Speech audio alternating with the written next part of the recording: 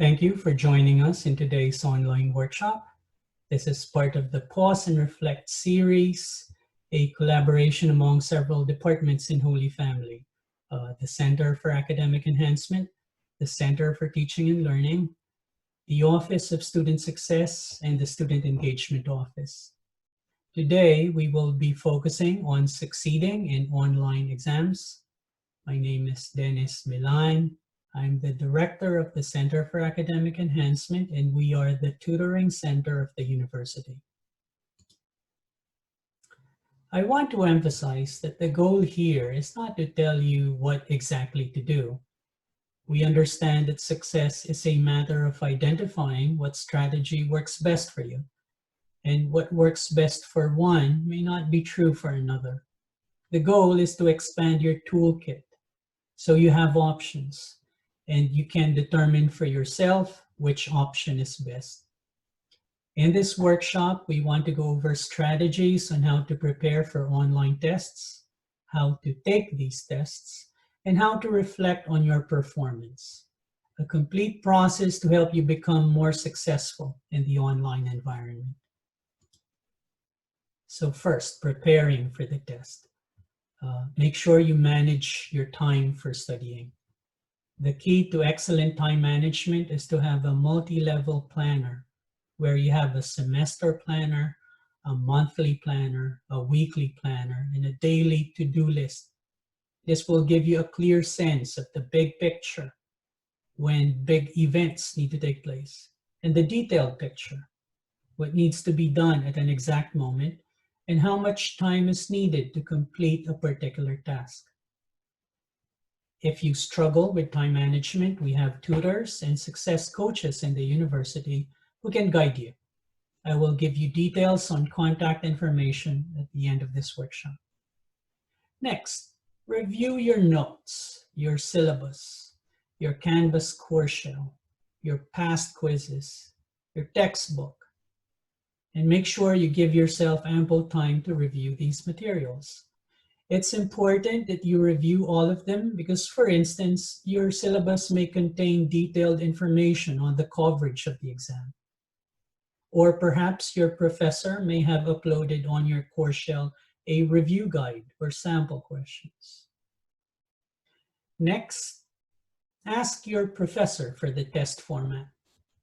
Will it be multiple choice? Will it be true or false? In the online environment, there's a good chance that essay-type questions may be asked. Next, ensure that your technology equipment works. Prior to beginning the exam, check your equipment, make sure everything is functioning properly, that all cables are properly plugged, all software has been updated. If you run into any issues, contact your professor immediately to let them know of the problems you're facing. Next, know the date and the duration of the test. Make sure that you know when each exam is scheduled, and not just the date, of course, but the time as well, since some exams may be timed and your inability to start on time may cost you heavily. Have all the materials needed.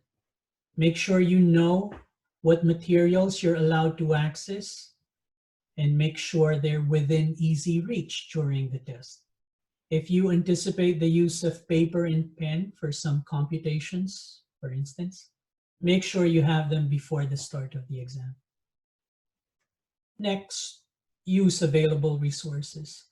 The university has made accessible to you a list of resources that help you succeed. So the Center for Academic Enhancement, we have tutors available to help you review and understand materials.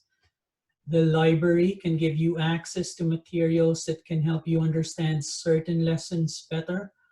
You can email our librarians at reference@holyfamily.edu.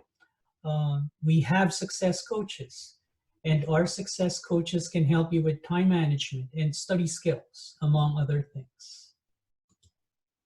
Next, as you are taking the test, first, make sure you manage the test time properly.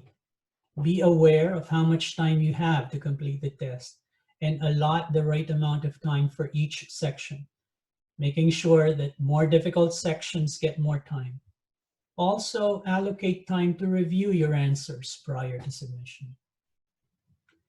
Use a word processor in answering essay questions. It's safer to type your responses in a word processing software because it allows you to save your answers, and it allows you to take advantage of features such as spell check and the thesaurus. Also, sometimes using the text box provided by the test webpage does not allow you to save answers, and inadvertently exiting the page may result in loss of information.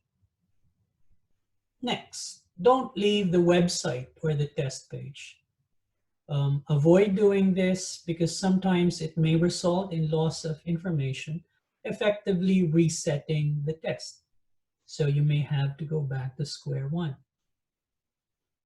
Next, contact your professor in the event of technological issues. So if you run into any problems with the test, the website, or your equipment, contact your professor immediately. This will help your professor determine the appropriate course of action for your situation. And last, double and even triple check your work prior to submission. So before you submit, as long as you have the time for it, review your answers as carefully as possible. Once you have submitted the test, as this series says, give yourself some time to pause and reflect. Reflection is an important part of the learning process as it allows you to look back at what you've done and evaluate where did you succeed, where did you encounter challenges, and what can be done in the future to overcome these challenges. To do this, you can ask yourself the following questions. What were the difficult sections of the test? What were the easy sections of the test? What could you have done differently that would have minimized the difficulties? As part of the reflection, if it's available, check your grades. On some occasions, of course, depending on the type of the test, the results may be immediately available. Check your results so you can include such information in your reflection. And last, communicate with your professor. If you have questions about the test or the grade, the first and foremost person who can help you in a class is your professor. And communicating with your professor, as long as it's done in a professional and respectful manner, will almost certainly have positive results. You can very easily send a message either through Canvas or the university's Gmail system. Given the information we've just covered, give yourself a few minutes to answer the following questions. For those of you watching the video, you can pause the video at this point to give yourself a few minutes to answer these questions. What difficulties are you facing as you prepare for the finals week?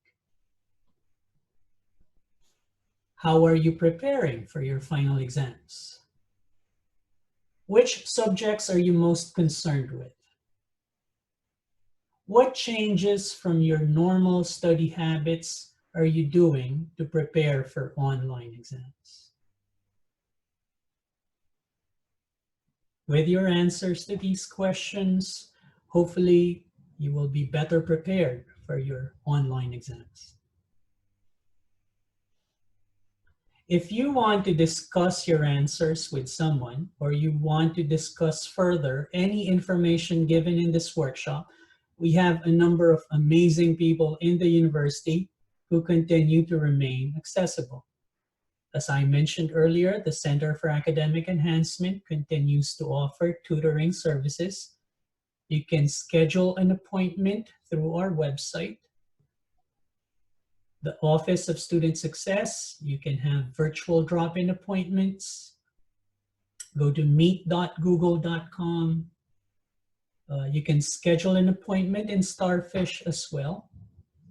You can follow them in Instagram, and you can call or send them text messages at 267-341-8554. And of course, you can email them at studentsuccess@holyfamily.edu. And last, our student engagement office is actively working to keep you in touch with what's happening in the university. So for more information, you can visit our website, holyfamily.edu/student engagement. You can follow us at Instagram. You can also call us and email us. Phone number is 267-341-3495, or email address seo@holyfamily.edu. So thank you for joining us today, and I hope you find this workshop useful.